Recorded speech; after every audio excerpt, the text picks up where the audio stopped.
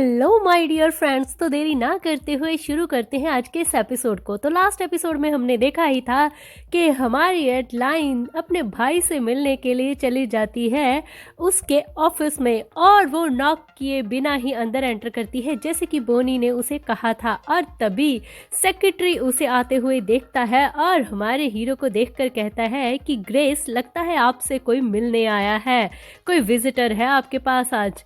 और ये बात सुन के हमारे हीरो, जो कि इस वक्त काम काज में बहुत ही ज़्यादा व्यस्त होते हैं और अपने पेपरों पर साइन करते हुए वो सामने की ओर देखने लगते हैं कि आखिर कौन आया है। और सामने अपनी बहन को खड़ा देख कहते हैं कि रेवल, तुम यहाँ पर आई हो।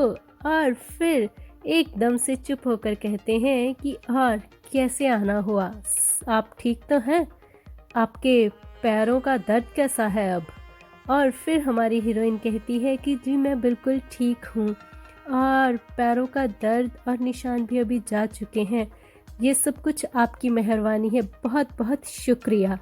और हमारी हीरोइन के मुंह से ये सब सुन के वो एकदम से पेपर को पकड़ाते हुए सेक्रेटरी को कहते हैं कि मुझे शुक्रिया किस बात का, मैंने तो इसमें कुछ नहीं किया।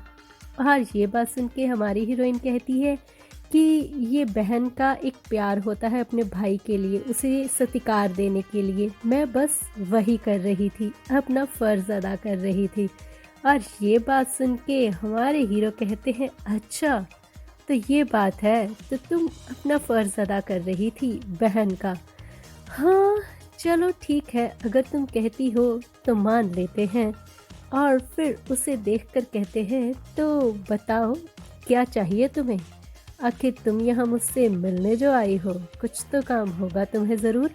और फिर हमारी हीरोइन एकदम से उसे देखकर चुप हो जाती है कि सच में ये चेहरे से दिल की बात कितनी आसानी से पढ़ लेते हैं। और फिर वो सर झुका के कहती है कि क्या मैं इस काबिल बन चुकी हूँ कि मैं ये जो बॉल आप ऑर्गेनाइज़ कर रहे हैं इसको अटेंड कर सकूँ। मैं बचपन से ही बॉल को देखना चाहती थी, मैं कभी सिटी में नहीं आई ना, और अब जब आई हूँ तो मुझे ये चीज़ अच्छी लग रही है, मैं क्या अटेंड कर सकती हूँ? और हमारे हीरो और हमारी हीरोइन दोनों एक दूसरे को देख रहे थे। हीरो कहते हैं कि क्या तुम सच में इसलिए यहाँ पर आई हो कि तुम्हें बॉल में शामिल होने के लिए इजाज़त चाहिए? और फिर वो हंसने लगते हैं और कहते हैं कि मुझे तो पता ही नहीं था कि मेरी बहन का एक ऐसा क्यूट साइड भी है, वो भी कुछ चाहती है। और फिर कहते हैं कि हाँ क्यों नहीं, मैं इसे देख लेता हूँ, ठीक है। और कुछ हर इधर फिर तभी उसका जो सेक्रेटरी होता है वो करके कहता है कि मुझे तो तुमने मिलाया ही नहीं। और फिर बेचारा जो कि बड़ी बड़ी आंखों से कब से हमारी हीरोइन को देख रहा था, तो हमारे हीरो कहते हैं कि हो अब तुम दोनों आमने सामने हो तो मैं तुम दोनों को मिला देता हूँ, ये है मेरी बहन एरेवल।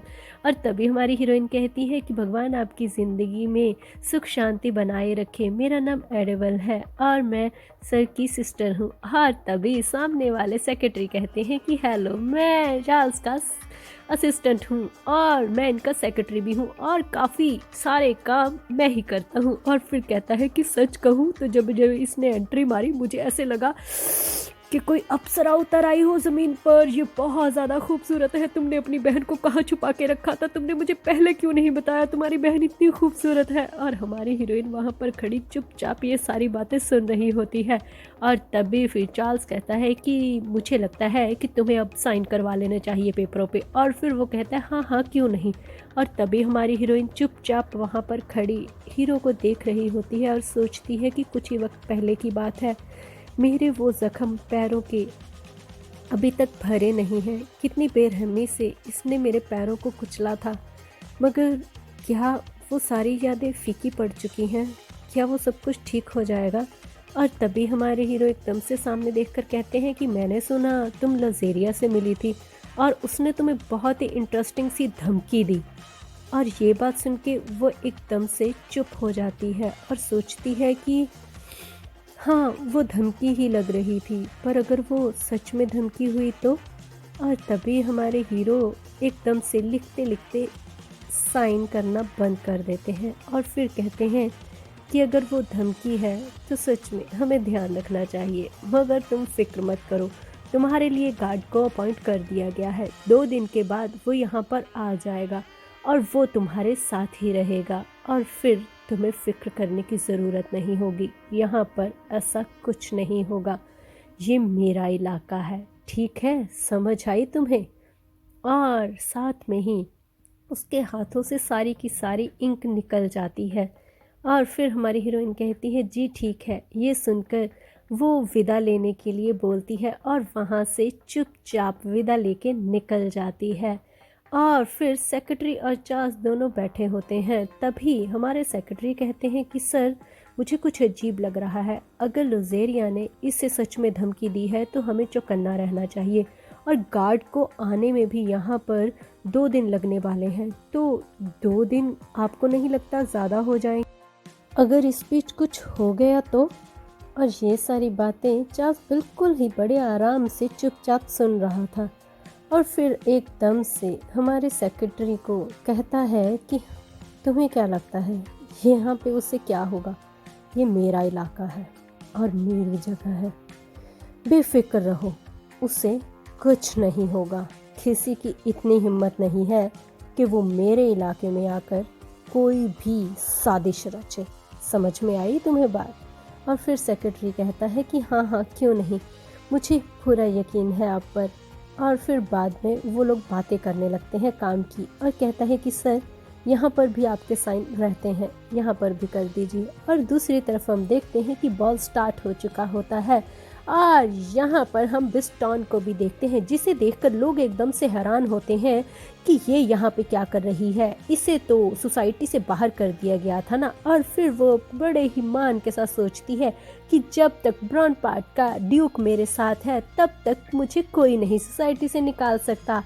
और फिर एकदम से उसे आवाज़ आती है बिस्टॉन, और तभी वो पलट कर देखती है कि कौन है और वो कोई और नहीं लुज़ेरिया होती है। और वो पास आकर कहती है भगवान आपकी ज़िंदगी में सुख शांति बनाए रखे, कैसी हैं आप? और फिर हमारी लुज़ेरिया कहती है कि जी भगवान आपकी ज़िंदगी में भी सुख शांति बनाए रखें। तो कैसी हैं, कैसी लगी ये पार्टी? और फिर वो कहती है ये पार्टी तो सच में शानदार है और अगर ये पार्टी चार्ल्स ने तैयार करवाई है तो ये बुरी कैसे हो सकती है। हर एक चीज़ परफेक्ट है, खाने से लेकर यहाँ की डिज़ाइनिंग तक, यहाँ की हर एक मटेरियल चीज़ से लेकर छोटी छोटी टेक्निक तक। बस मैं तो आपसे बात करने आई थी उस बारे में कि जो यहाँ की इस सोसाइटी में फिट नहीं हो रही उसे यहाँ से बाहर कैसे करना है। और ये बात सुन के हमारी बिस्टॉन कहती है मैंने तुम्हारी जितनी मदद करनी थी मैं कर चुकी हूँ, अब इसके आगे तुम जानो और तुम्हारा काम, मैं इससे ज़्यादा और कुछ नहीं कर सकती। और फिर ये बात सुन के हमारी लुज़ेरिया कहती है कि पर मुझे तो लगता है कि तुम यही चाहती थी और अब तुम साथ देने से मुकर रही हो। तुमने तो राज खोला ना अपने ड्यूक का, और ये तो अपराध होता है ना। मुझे लगता है कि तुम्हें ऐसा नहीं करना चाहिए था, आखिर वो तुम पे इतना भरोसा जो करते थे। और ये बात सुन के लुज़ेरिया एकदम से अपनी बड़ी बड़ी आंखों से उसे देखने लगती है और कहती है कि क्या ये मुझे धमकी दे रही है। और तभी फिर लुज़ेरिया कहती है कि हाँ, शायद आप सोच रही होंगी ये धमकी है, मगर ऐसा कुछ नहीं है। और फिर उसके नज़दीक आती है और कहती है कि मैं तो सिर्फ ये कह रही थी कि जब हमारा दुश्मन एक है तो क्यों ना हमें हाथ मिला लेना चाहिए। अब यहाँ इतना साथ दिया है तो थोड़ा और सही। उम्मीद है कि आप इस बात पर ध्यान देंगी और मेरी साथ से पीछे नहीं हटेंगी। सही कहा ना मैंने? वरना ड्यूक के सामने मुझे ये बताने में ज़रा भी हिचकिचाहट नहीं होगी कि मुझे पता है कि वो उनकी सगी बहन नहीं है। और ये बताया किसने है ये तो आप अब समझ ही सकती हैं ना बिस्टॉन। और बिस्टॉन इस वक्त समझ जाती है कि वो खुद ट्रैप में फंस चुकी है और अब वो इस ट्रैप से नहीं निकल सकती और ना चाहते हुए भी उसे अब लुज़ेरिया का साथ देना ही होगा, वरना वो सच में ड्यूक को बताकर उसका पर्दाफाश कर देगी। और तभी हमारी लुज़ेरिया क्यूट सी स्माइल करके कहती है तो चलो अपने दुश्मन को इस सोसाइटी से क्या इस जगह से ही बाहर कर देते हैं, फिर मिलते हैं। भगवान आपकी ज़िंदगी में सुख शांति बनाए रखे। और ये बोलकर वो वहाँ से विदा लेती है। और इसके साथ ही हम इस खूबसूरत सी स्टोरी को यहीं पे समाप्त करते हैं। आई होप कि आपने इस स्टोरी को एंजॉय किया होगा। नेक्स्ट स्टोरी और नेक्स्ट पार्ट के लिए मेरे साथ बने रहिएगा। मेरे इस चैनल को सब्सक्राइब ज़रूर कर लीजिएगा, क्योंकि बहुत सारे लोग हैं जो मेरी वीडियोस देखते ज़रूर हैं मगर इसे सब्सक्राइब नहीं करते, तो ये मेरे लिए एक सपोर्ट हो जाएगी। प्लीज़ मुझे लाइक शेयर कमेंट करना ना भूलें। अगर आपको मेरी स्टोरीज अच्छी लगती हैं तो इन्हें आगे अपने फ्रेंड्स तक ज़रूर पहुंचाएं, ताकि वो भी इनका लुत्फ उठा सके। मिलते हैं अगली बार एक नई स्टोरी के साथ। तब तक के लिए love you all, bye bye, keep supporting me guys, love you all.